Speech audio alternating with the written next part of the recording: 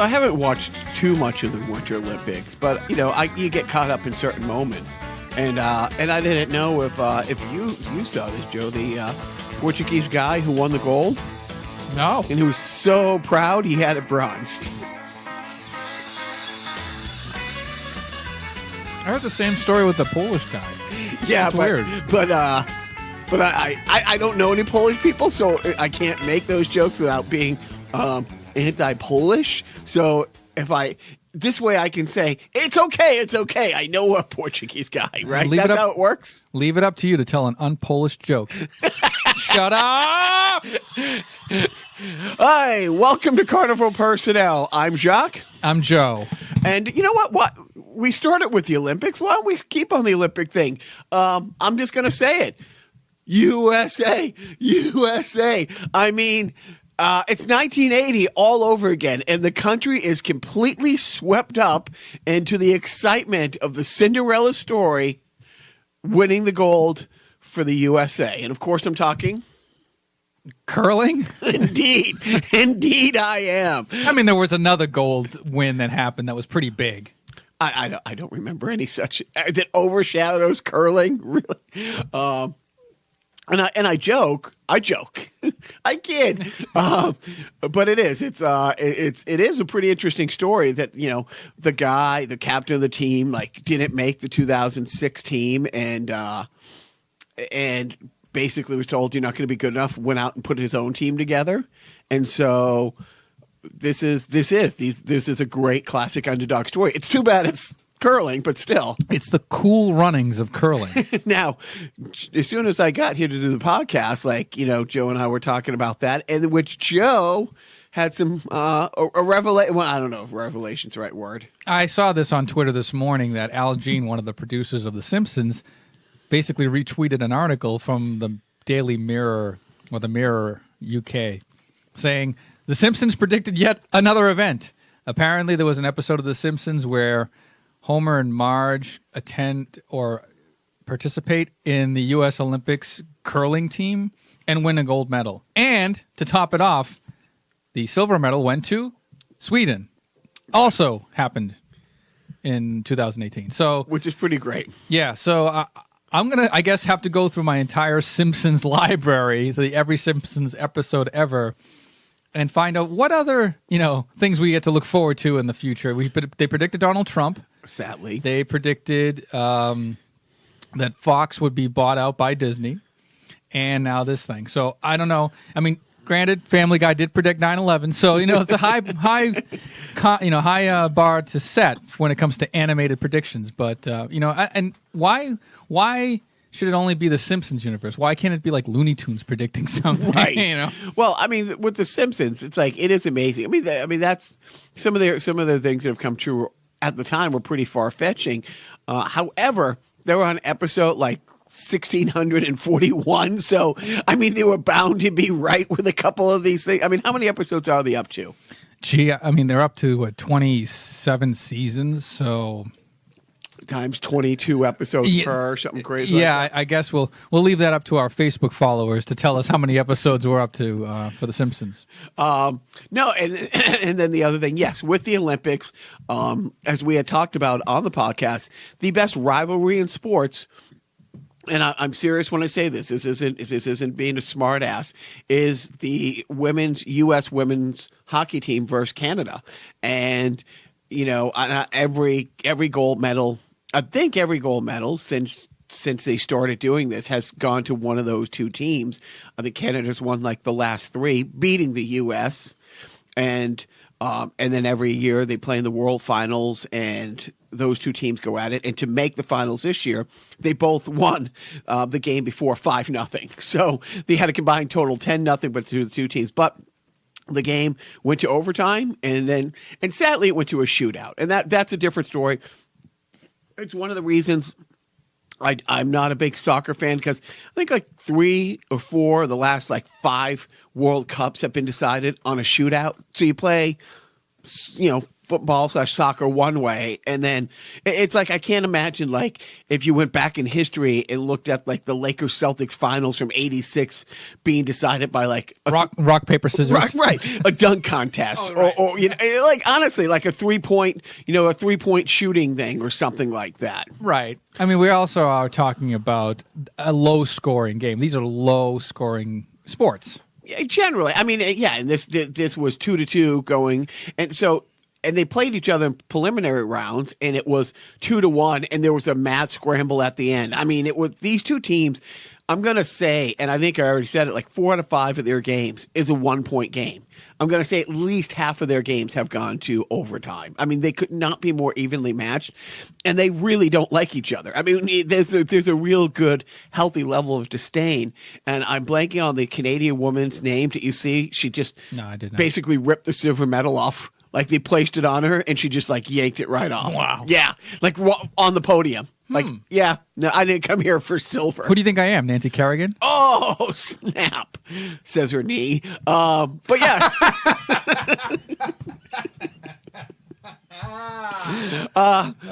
So I did it. I didn't watch almost any Olympics at all. But it's like the curling thing, it was news everywhere. There was like the top story on so many outlets, when it cycled through. Was it big on Canadian news? I'm telling you, when I went up to the Olympics in 2010, and there were just building size, billboards of like all the guys from, Team Canada, the hockey team and stuff like that, but also the captain of I don't know the positions, the person who actually throws the stone, the woman and the guy. They look like your parents, not your parents per se, but they're like late 40s. The dude did not look like they look like me, athlete. Yeah, if you put on like 75 pounds, give me a week in the belly. But I remember. Our friend Biff and I were sitting in the local pizza, place bar with his kid and a friend of ours who went up to the Olympics, and there was a table of girls, like high schoolish girls, sitting across from us. And it was like 10, 11 o'clock at night, and they're showing all the recaps. And the hockey highlights are on, and they're chatting away about whatever teenage Canadian girls chat about.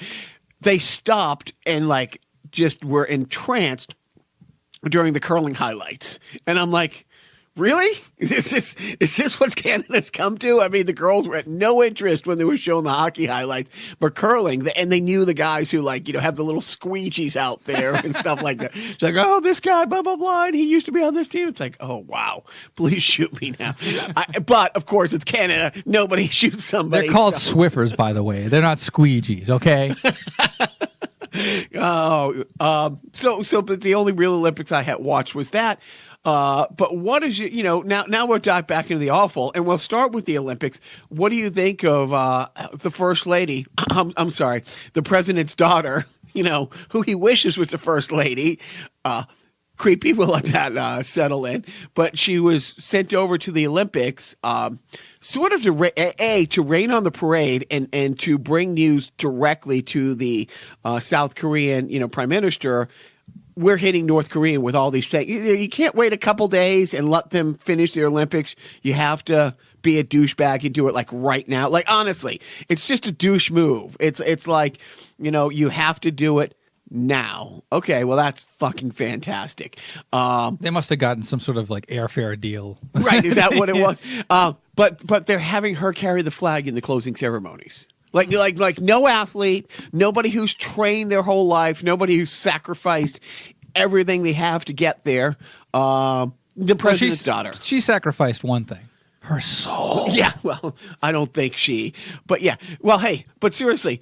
And so in his first year, I can't be at the meeting, so I'm going to have my daughter sit at the table with the G8, the 8 most powerful leaders in the world, and I'm going to have my daughter just sit in. And now it's like, and there's so many Olympians who are like, yeah, I'm not okay. I mean, again, we talked about the not warm welcome Mike Pence has gotten. I don't think there's a lot of love for her. But, daddy's the president, so I get to. She is pretty, though. I mean, I cannot take that away from her. She's a looker. I mean, she's an ugly, ugly person. inside. I can't see through that, you know. And it's like, but yes, I don't find her that attractive, but her dad does, and he's been blatant about it for ever. Yeah. What is it with these dictators that are sending over their attractive relatives? You're talking North Korea? Maybe. Yeah, no, it's saying seriously. But you know me, I do not like. There's one thing I don't like. It's Korean women. 2, 3, 4. So hold on. I'm trying to read my notes. I'm trying to read my notes. Left to right, top to bottom. Group words together to form sentences. I hear you. Be a human. I hear you. Is that number 4 or 5 on the list? It was number 5 on the list. Oh, out of the top 5 things to do when you're listening to grieving students who narrowly escaped death just a week earlier. Well, for anybody who listens to us, apologies. Yeah. Secondly, by the way, we can name the people. Like, thank you, Richard. Thank you, Biff, right? John, All-Star Tommy. Thank you, Jacques. Does Jim listen? I don't think he does anymore. Oh, yeah. We're too political for him. I don't know. No, I think he still does. Hi, Jim. But seriously, it's on one hand, I can't believe what an embarrassing buffoon. He has to have notes to be told to be empathetic. On the other hand, when they had those military deaths a while ago, just a few months ago, and he called the widow and says, well, I guess that's what he signed up for. I guess somebody around him had said, hey, we shouldn't let him be around grieving people with zero. And then again, when he was at the hospital last week, and for 35 minutes. Okay, that's conflicting because I've heard 11, I've heard 15. However long he was there, he was there to take a bunch of pictures, smiling like an idiot, giving the thumbs up. And then he changes the banner on his Twitter page to that entire row of people smiling at the hospital with him dead center, thumbs up. And not up his ass. And then he's, hot take! Can't even touch the mic because we share one. We're sitting that close. I wish this mic. But then he I'll never forget these people. They changed my life. Really, in the 5 minutes you were in the room with these people talking about yourself, and again, one of the victims that he called, and he says, I hear you're a really big fan of mine. It's like, for 1 fucking second, can you pretend to have empathy? And the answer is no. Therefore, he needs a cheat sheet. Now, he needs a cheat sheet to tell him how to use a cheat sheet. And how to hold it the other way around. That's what I mean. It's like, if you're, wrong side, asshole. He needs a this side up, button with everything. But seriously, I mean, to sit there and just to hold it, all I can say is, it's been an optimistic week in the Mueller investigation with a shitload more of indictments. You get an indictment. You get an indictment. And somebody flipping. A key person actually flipping. He was charged with seriously some 35, 37 different indictments, but part of the plea deal is he pled guilty to 2, so he went from possibly facing 75 years in jail to 8, and now he agreed to 2. But it's all hinged on how cooperative he is. So maybe. I know it's a pipe dream. I keep waking up every morning hoping that this isn't the reality we live in. But if more and more people are flipping, and I think this is now the 5th person to plead guilty in these, but each person who pleads guilty, it's gone up the food chain. And talking about Rick Gates. Rick Gates, yeah, who is man, He was a part of the campaign. Yeah. Well, he was Paul Manafort's right-hand guy forever. Yeah, and there's more indictments on him. Well, that's the thing. Yeah. So they had more indictments late last week, and Gates turned around and he wrote a letter to his family. It's like, I can't do this anymore. First of all, it was gut-wrenching. It was gut-wrenching. It was never-ending. Plus, he's already in debt. I mean, this whole thing, and what's absolutely amazing, if you have no time and you read all these indictments, and if you have no time and you follow what they're putting out there, like the emails that they got from Russia, like the internal emails of talking about underlings to bosses talking about, oh, this isn't working, this is. Oh, this Facebook page isn't working, this one is. Let's put more this content on this. I mean, the fact that they've got all that stuff, but what they got on Manafort and how much debt he was in and to who in Russia, and they have the emails back and forth in the chains where he's like, because it came out almost a year ago that he had offered this oligarch direct communication with Blotus, and personal updates on the campaign. And he owed that oligarch $8 million. And he says in one of the emails back and forth, it's like, does this make us whole?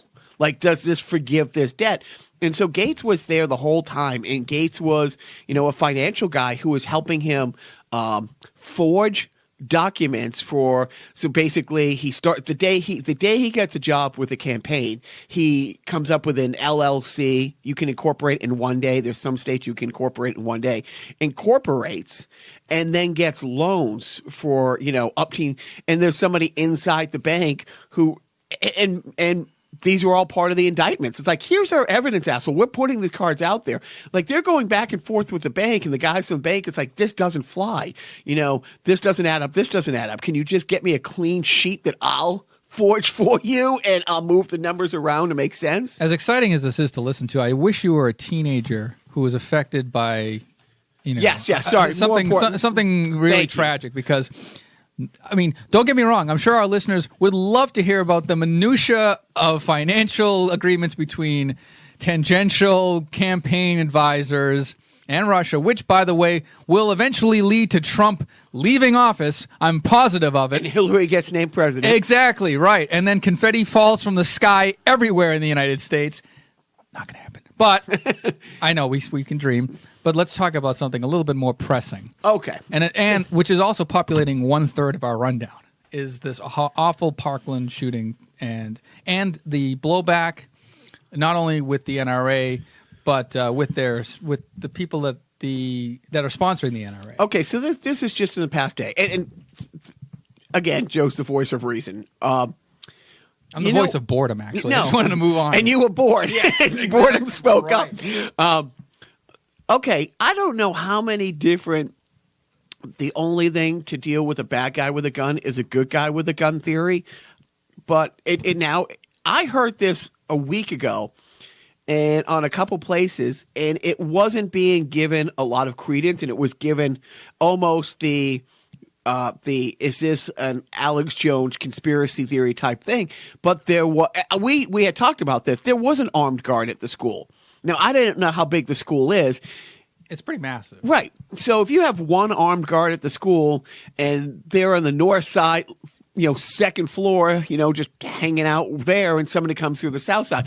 I mean, are we talking, can they get from point A to point B? But it turns out that this guy is now on tape and he did nothing. The good guy with the gun, who was a 30-year deputy, and I was watching all the footage today about 2 years ago.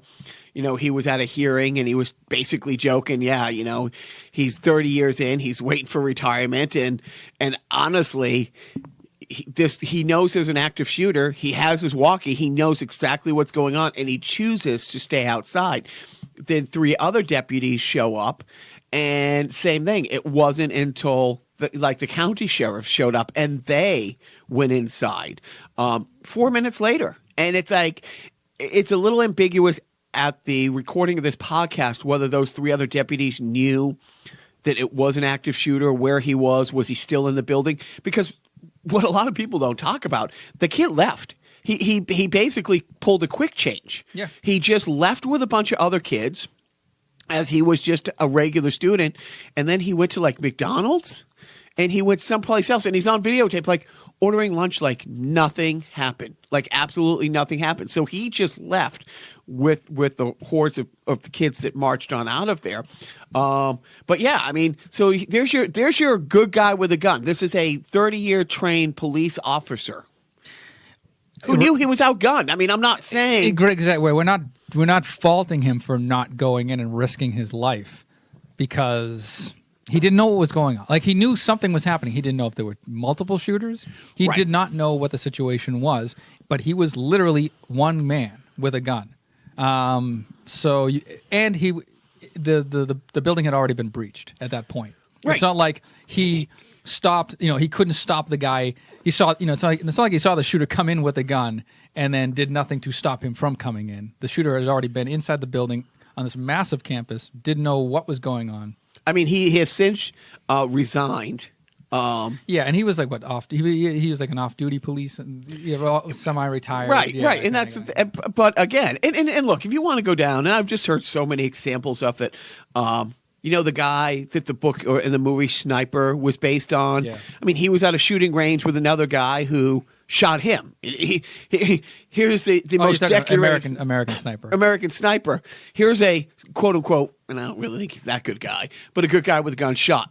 On a range. Nobody was more capable with something by than a him. person with mental illness. Right. Thank you. But regardless, and then there was a shooting at Fort Hood. A few years ago. Yeah, and we're kind of getting off on a tangent. Right, no, here. but this is such a big topic. It could go everywhere. Yeah. But my thing is, and we'll talk about the kids in a second. But segueing into that, the whole thing that is just utterly stupid is the whole let's make it a police state. And Joe has kids still in primary school, 2 kids. I do too. And about once every 2 or 3 weeks, my boys' school have a fun thing like a movie night where the entrance to see the movie at the school is supplies, and it's like everybody has to come in with rolls of paper towels, paper, cleaning supplies, and the school does this. I mean, it's like, and every school gives your kid. I mean, we never had lists growing up. Please bring these supplies to school. Did you in Somerville have those? Yeah, we did, but it wasn't to the extent that it is now. We never did. Okay. Nothing huge. But I guess, in the 70s, Wilmington was just hemorrhaging cash and had all the money they needed. But the point being. But seriously, you don't have money for basic school supplies. And now the idea is to arm every school, to have multiple people at the schools. And Bloat has put out the idea, which is just so fucking stupid. I mean, everything about it. Well, if you have your own gun, then we don't have to buy the guns, but we'll give you a bonus. I mean, there isn't a teacher that I personally know, and I've known a lot of teachers who don't have summer gigs, who don't have second jobs, who barely can make it as a teacher. We've talked about it before, about how low teachers are paid, coming out of good colleges. Why would you go to a great university, be $200,000 in debt to make what teachers do? And now, you don't have money for paper, but you have money for bonuses if you bring your own gun in. No, it's obviously like NRA sanctioned bullshit talking points that he's just spewing out. Yeah, arm more people with guns who aren't trained. Fuck it. As long as we get more guns out there and we don't take away the guns that are already out there, problem solved as far as Trump's concerned and as far as their organization and administration is concerned. If you think, anyone listening to this, again, sorry, if you think I'm making it up, the CDC is by law forbidden to track gun related incidents and deaths. There was a congressional law passed some 20 years ago. They cannot keep stats on guns. And I remember Elizabeth Warren saying this a few years ago. It's true. In this country, some 30 people are shot every day on a slow news day. 30, and half of them are kids. And she had said that, the flu epidemic's going now. And now there's this big debate making kids have flu shots, making them have this. And she said, if there was a disease that came out that killed 15 kids every day, we would stop whatever we're doing. There'd be unlimited money, if it was a disease or something like that, to find a cure for what is killing these kids. Wait. Oh, are these kids white? They're everything. But, okay. I just want to make sure that there are white kids involved. If they weren't white kids involved, nothing would happen. Nothing would happen. You're right. I mean, but seriously, it's like when you hear all these things about, we're going to pay teachers bonuses who bring in their own gun. I wouldn't let my boy, if I knew that 20% of the teachers of my boys, I go back to homeschooling. I mean, I did a horrible job at homeschooling, agreed. But no, I don't want them to be in a police state. I'd move back to Qatar in a heartbeat where, honestly, you don't have mass shootings. You don't have guns. You know why? Not everybody has guns. plain and simple. And Now let that statement sink in, folks. I'm going to take my children out of this fucked up country to someplace a little bit more reasonable, like the Middle East. I mean, it's like we're so when we first, talked about moving, to Qatar, and a lot of people, like my parents, were like, "Oh, the Middle East is crazy over there. You can't go over there."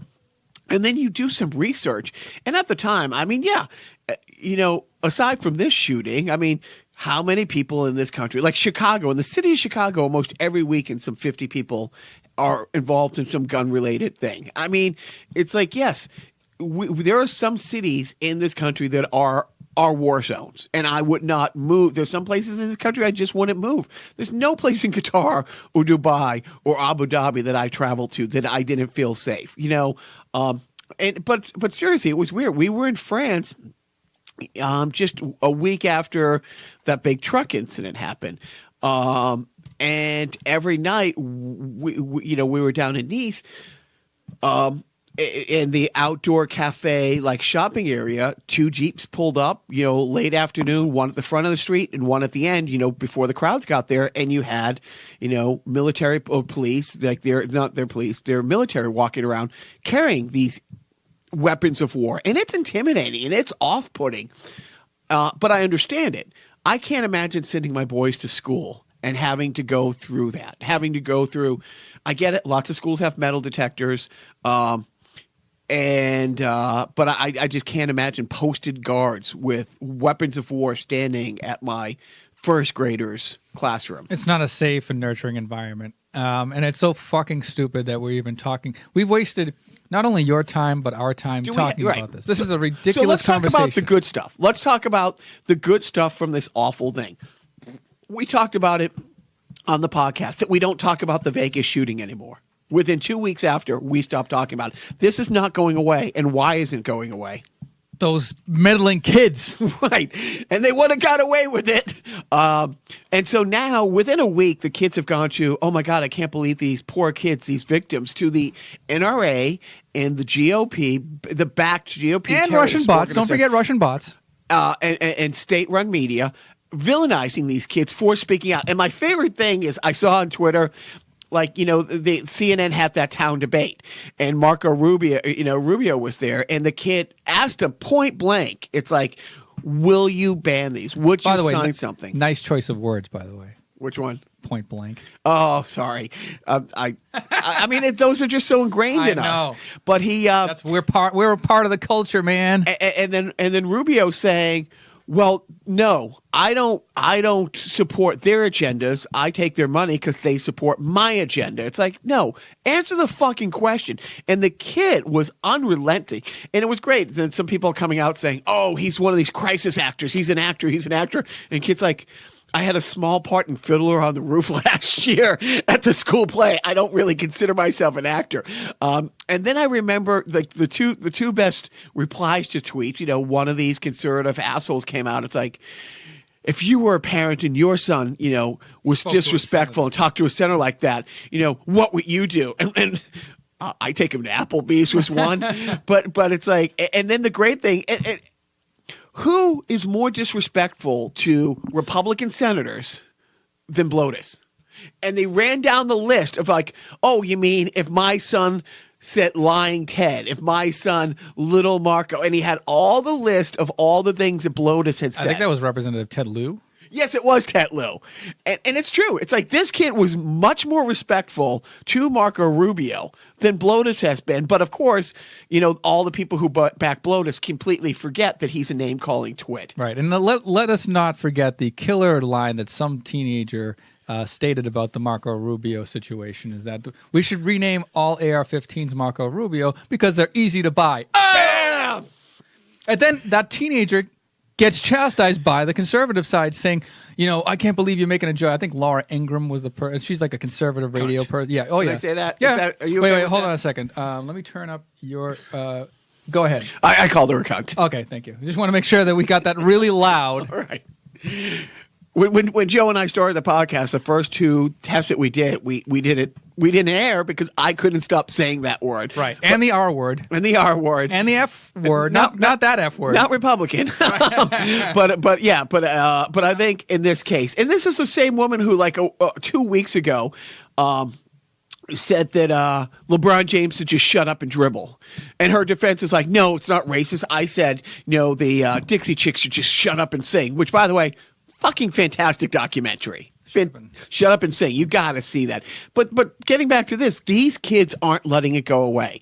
And not only are the kids, down there not letting it go away, you're having kids step up all over the place. And the high schoolers in Newtown are also leading the charge here. They're organizing student walkouts. They're not relenting on, the media. They're not going away. And these for the most part, are kids. And again, this is a scary thing. This didn't happen in South Central Chicago. This happened in pretty affluent, white, suburbia. And a lot of these kids have come from pretty good backgrounds and speak very well. And especially that one girl, Emma Gonzalez. Yes. She's now verified on Twitter because of how prominent her activism has become over just the last couple of weeks. It's literally meteoric rises for these kids. I'm not just saying this. Here's the reality of a lot of true heroes. Rosa Parks did not get on the bus that day at all intending to be an activist. She was not an activist before. She had no big agenda. She had just got off a shift of work and was fucking exhausted, and she just wanted to sit down. She was at the end of a very long day and just wanted to sit down. And when she was told to move, she's like, I just can't. I'm just sitting here. I can't. And then she went on to be Rosa Parks. But the same thing. None of these kids went to school that day looking for an opportunity. They might have had dreams of being in the media. They might have dreams of being at the center of attention for something else. But there's a couple of them who have just come out, and she's amazing and just relentless. I hoped one day, for everybody's sake, that we have an Emma Gonzalez day. She'll be that much of a fixture. Yeah. It's for shifting the change of.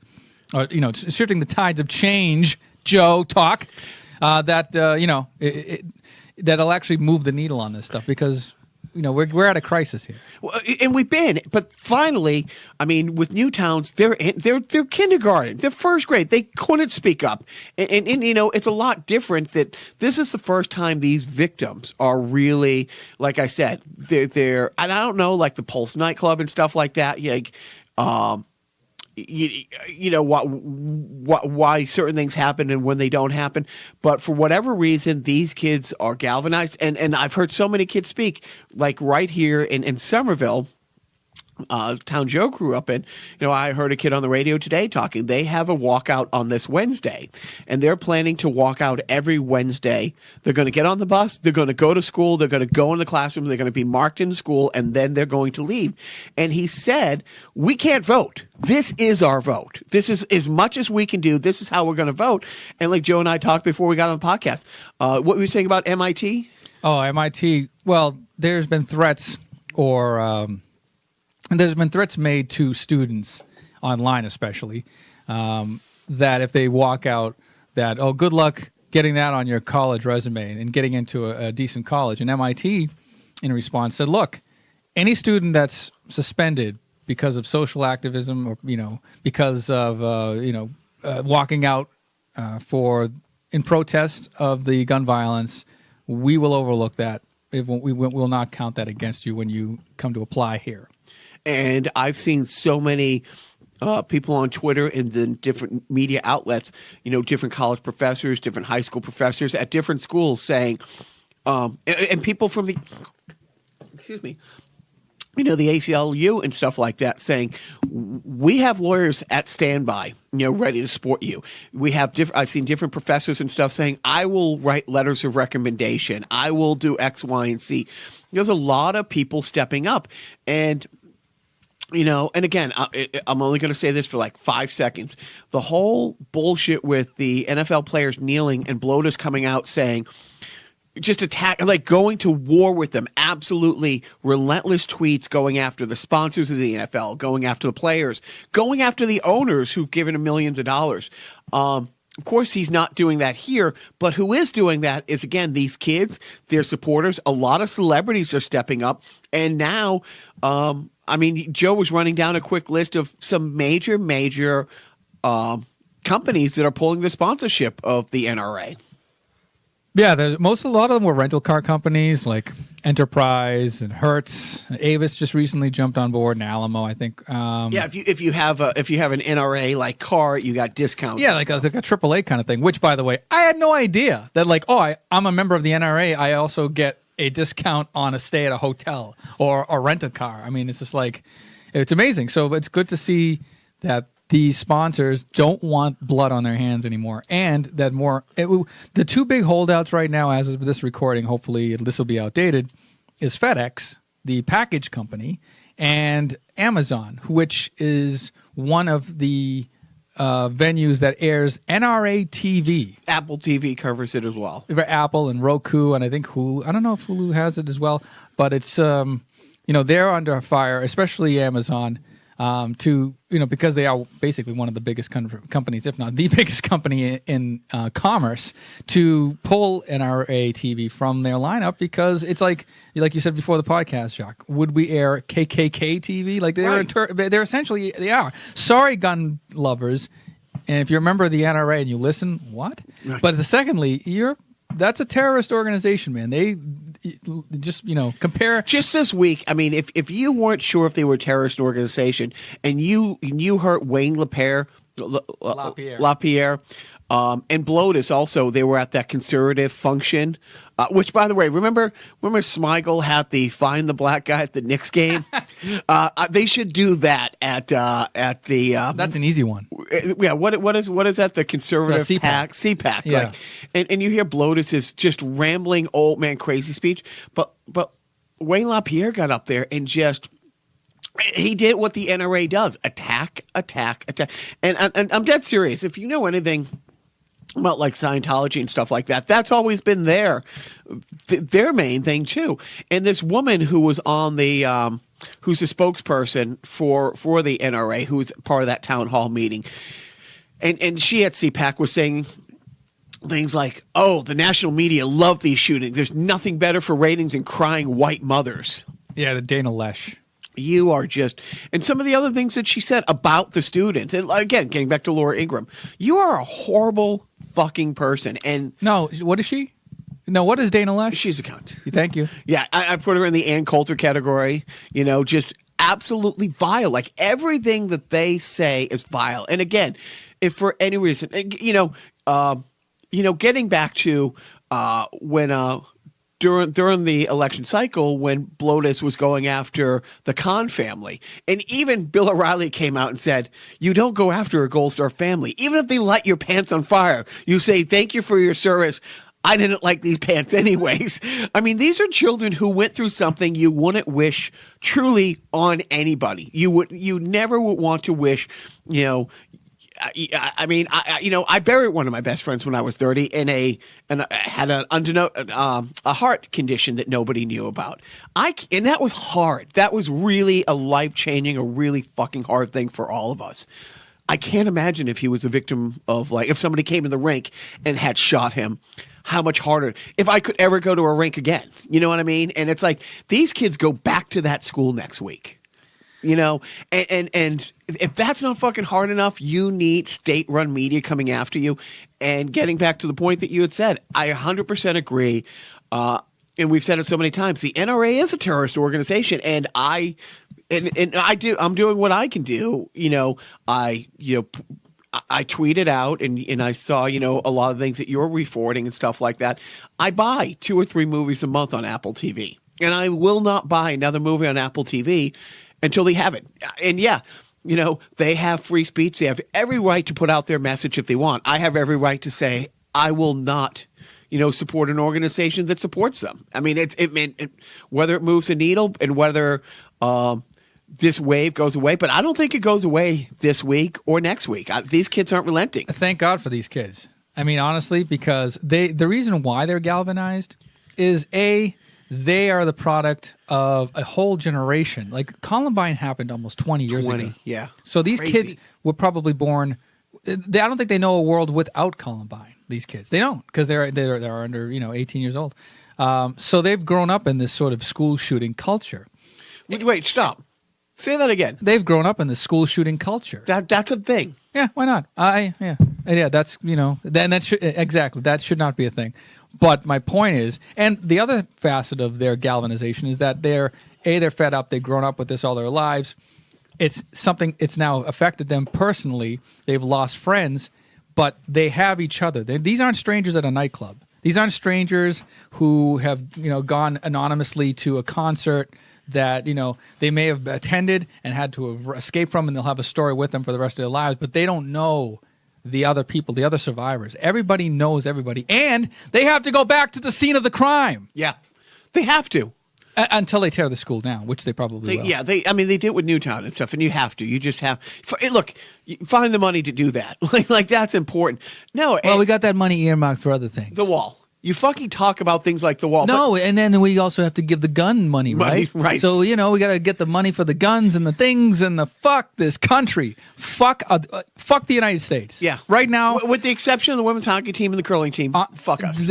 Fuck the United States. Like shame on this country. We suck. We suck. You suck for listening to us. You suck for voting for Trump, and you suck for allowing all of this shit to happen. Going in the streets and protesting each and every day. We all suck. We sit here and we listen to this bullshit. We listen to us. Like you should not be listening to us. You should be going out and doing something. Like maybe signing a petition on everytown.org to have the NRA TV pulled from. I mean, it's a small, insignificant, virtually insignificant thing, but it's a message to everybody else who follows you on fucking Facebook and your stupid face swapping apps. Which Jacques doesn't even know about because he's not on Facebook, that you actually like are concerned. Like this is not, you're not like laying back and going, all right, I'm bored with this already, or I don't want to talk about it, or this is too political for me, or just shut up about politics. We have to stop sucking. We have to stop sucking. So, one of the things. Now back to the podcast. One of the things I've heard, and it's great when people can show how ridiculous things are through comedy.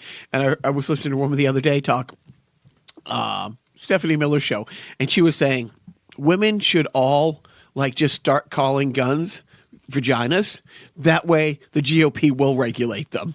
Boom! And the other one is, and it's true, it's interesting, all the forced pregnancies and anti-choice people out there that every life, why aren't they, and I mean this, why aren't they showing up at every gun store? Why aren't they protesting gun stores? Why aren't they protesting these gun shows and stuff like that? And I mean that if every life is thing, again, when somebody took on Seth MacFarlane last week, it's like people kill people with a car. It's like, yes, the cars weren't designed for that. That's not the only thing a car does. Guns, the only thing they're intended to do is either kill you or scare the shit out of you, but mostly to kill you. Or give you a raging fucking hard on. Right, exactly. And if you get a hard on from a gun that's...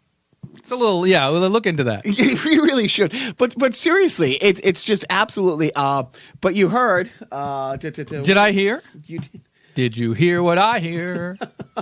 But look, the kids aren't going away. It's going to be interesting to see how this Wednesday national walkout go, and I hope tens of thousands of kids just take to the street, and I hope their teachers support them. I know in West Virginia. The kids might not have to walk out of school because they might not have school. West Virginia, I don't know if you've heard about this, but the teachers have no-show Thursday and Friday of last week, and they might go on full-time strike. And it's one of those things, it's like West Virginia is 49th in pay for teachers. And again, teachers can't make ends meet. The number of working teachers in West Virginia on food stamps is in the 20 percentile. They're not making ends meet. Excuse me. Live sneezing, folks. Live sneezing.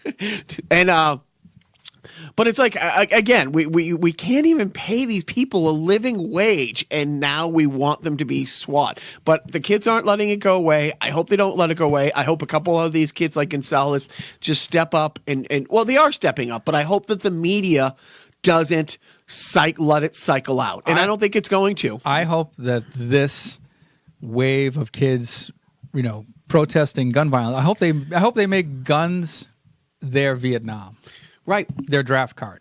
They're like, this is the thing, like, fuck this. We can't possibly continue on like this, where these semi-automatic rifles, assault rifles, killing machines are easily available to anybody, and we're only holding on to them because of some fucking, conspiratorial overlord that has their hands in the pockets of our politicians. Pockets. It's funny because we keep hearing, and I put this on the rundown. Do you know the movie The Box? I mean, they just made it a few years ago, but it's a really, really, really old story.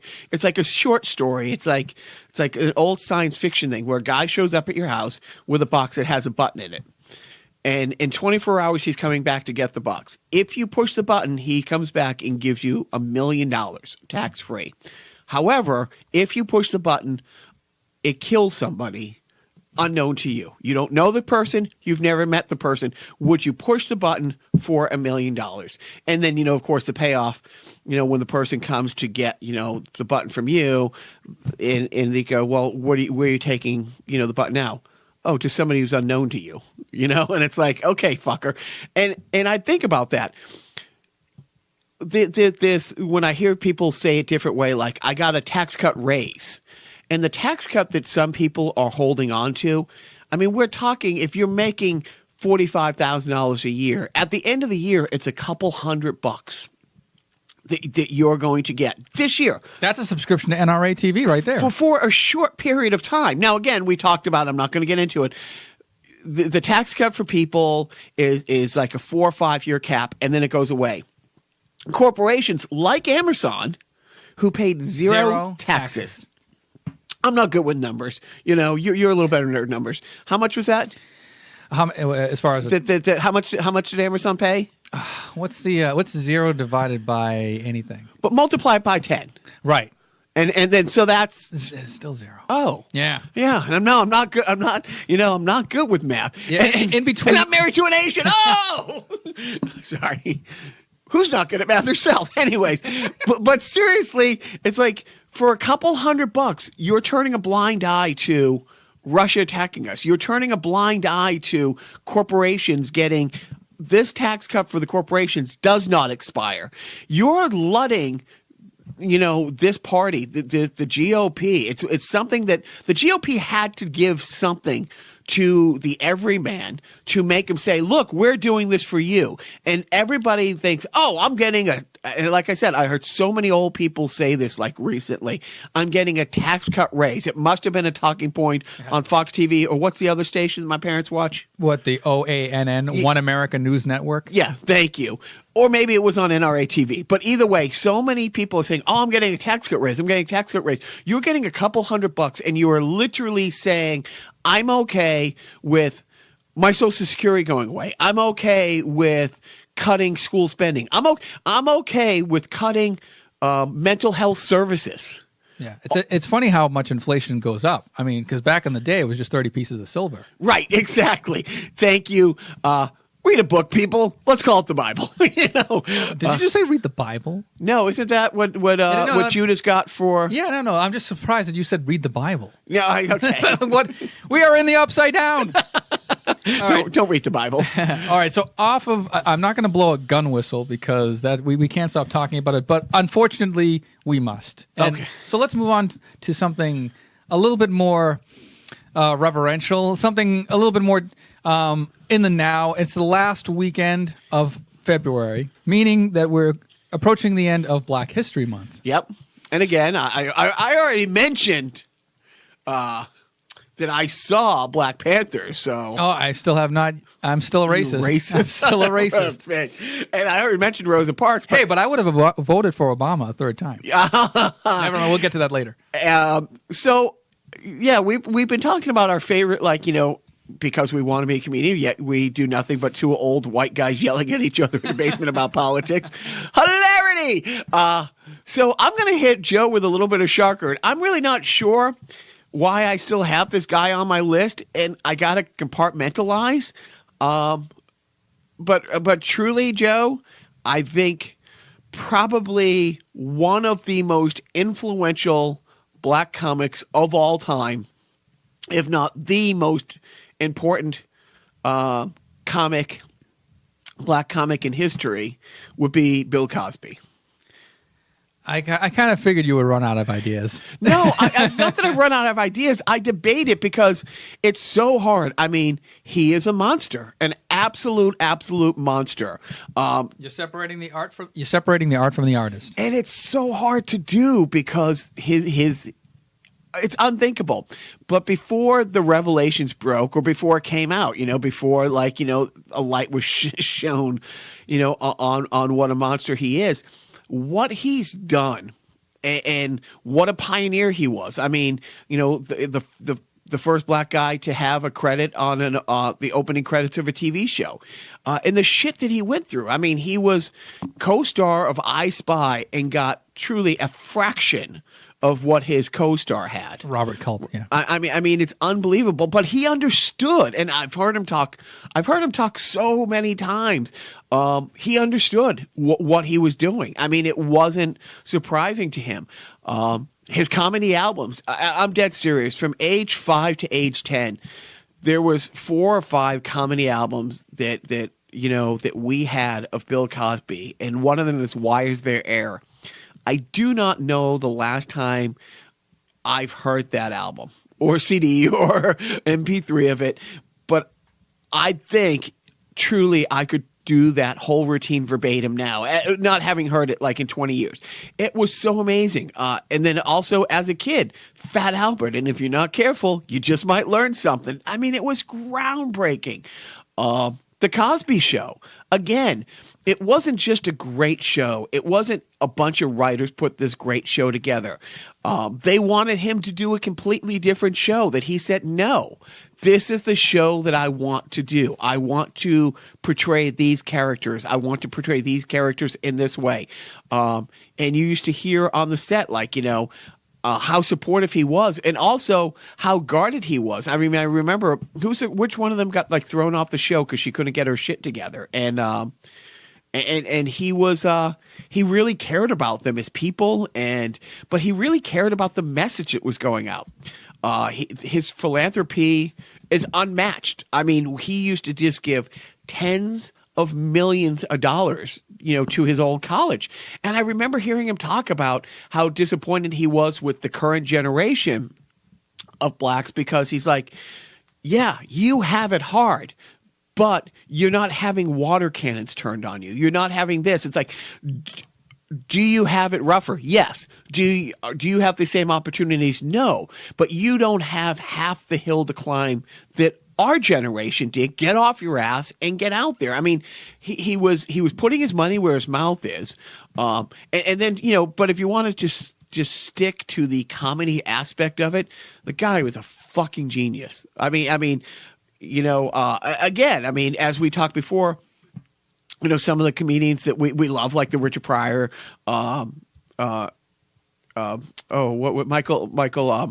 no, why am I blanking on Eddie Murphy, and stuff, the vulgarity, and the same thing. It's like, we talked about like Red Fox when he started doing the strip in Vegas, and the other black comedians were like, he's too vulgar. He's going to ruin it for the rest of us.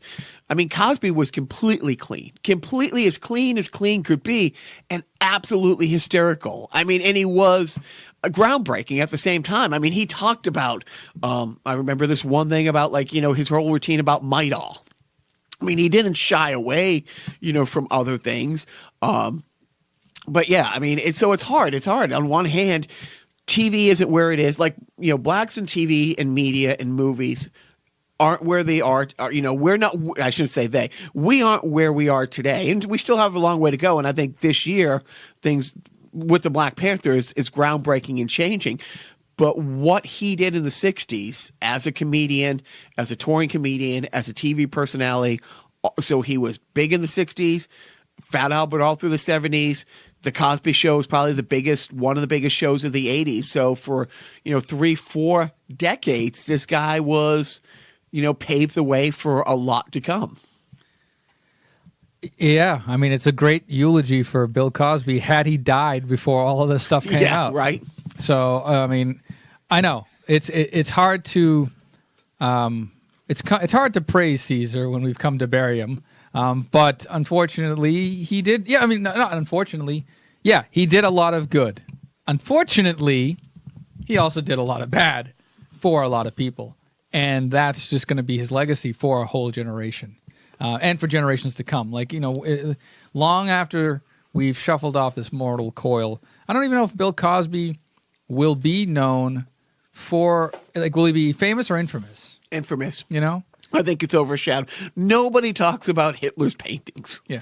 Although, granted, Bill Cosby didn't invade a bunch of countries and kill millions of people. We know of yet. Right. Let's be honest. But he has ruined a lot of lives. But he also has also helped set up the lives of people to thousands. Come out. Yeah, thousands. Yeah, so flawed man. He's paid for thousands of people to go through college, and even when it came out, like when the little bad stuff came out, like he was open about having an affair. There was a woman and a girl who were blackmailing him. This is going back maybe late 90s, early 90s, mid 90s. That he was. That he was the father of this illegitimate girl, but he knew the mom really well. And then DNA tests come out, and it's like, no, he wasn't the father, but he still was willing to pay like the girl's way to college. He was still supportive. But the money again, and it's like they didn't give the money back. But I'd have to look it up, and I don't know if you have in front of you how many tens of million he gave to his alma mater. That's the kind of guilt that makes you build colleges and dorms and all that stuff. But and unlike a couple people who, like, the pendulum swung back, who, we've talked about, maybe made a bad decision, maybe, made an inappropriate gesture or something like that. This isn't an isolated incident. This, I guess, was going on for long periods of time. And like you said, I don't know, a dozen plus women have come forward, and how many other, haven't, but it's pretty awful. Yep. We don't have a defunct sponsor this week, so we're just going to move. We don't? No. We're all out? Are we going back to Blue Apron? Squatty Potty? Is Senator Sanders coming in? I'm holding a place for NRA TV to become a defunct sponsor. I'm just waiting for that day. But since there's no defunct sponsor, we're just going to roll right into, I think, Jacques' favorite. Snapchat? No, fuck that. Okay. We got to move along. All We're right. an hour in. Are we really? Yeah. Yep. Jesus. I would like, that's why. You just don't shut the fuck up.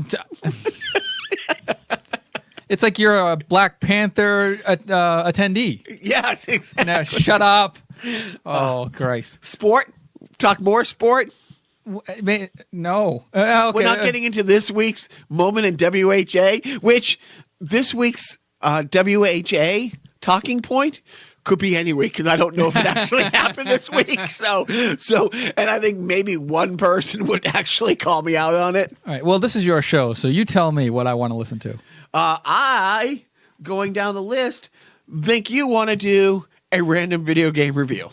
Okay. This is the part where I talk. Gee. Lucky you. So Jacques going over to my wall of games. And, eventually this bit will be retired. And there's a lot of games for me to fuck up in my review. And I don't like listening to myself talk. As you can tell, I've stopped editing the podcast, meaning that you get to hear all of the imperfections. You get to hear virtually all of the extemporaneous ramblings that Jacques and I spew. But, unfortunately, we have to have this segment because Jacques won't leave this out. Like, we can't retire this bit. This is because I like it. Because right, and that's the reason why I'm doing the podcast, because Jacques likes it. So let's look at the space on the wall and see that it's next to Star Tropics, and I'm gonna guess that it is Is it Star Force? No, that's not. That doesn't come after T. I don't see so good. I don't know what is. It's probably Star something. Oh, Stealth ATF. It's a game.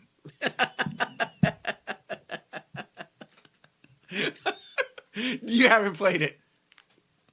That's your words, not mine.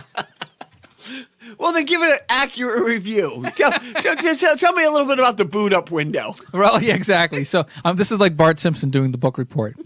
Well, Stealth ATF features a stealth fighter at ATF. It was brought to us by the good people of Activision for play on the Nintendo Entertainment System. The code number is NES-LH-USA.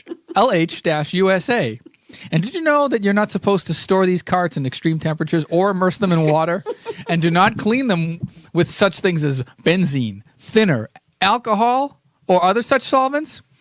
And by the way, this cartridge is copyright Nintendo 1985. The game itself was manufactured years later, but the actual design of the cartridge is copyright 1985. And by the way, this game was made in Japan. It also has the elite official Nintendo seal of quality given to all Nintendo games. But this is a wonderful game. It actually does fit snugly inside your Nintendo Entertainment System. And you can control it with a Nintendo Entertainment System controller. So there's that.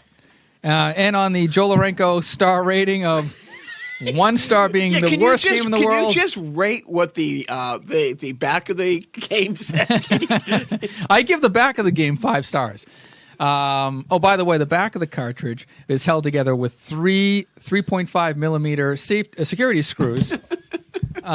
Just so you know. And it's gray. So that's my review of Stealth ATF. What does Pat Contry say? Who's Pat Contry? Why, the author of Ultimate Nintendo, a guide to the NES library, 1985 to 1995. Available probably on Amazon. I don't know why I'm plugging for this guy. This is a great book. He gave it 2.5 stars. He says, actually a writer of his says, piloting a Lockheed F-117 Nighthawk, players travel worldwide to destroy the Who cares? It's a great game to look at. Okay, if you didn't own it and you had a blank shelf on your space over there that kept your OCD ass up at night for not filling that space, how much would you go out and spend on eBay for a cartridge only? $4.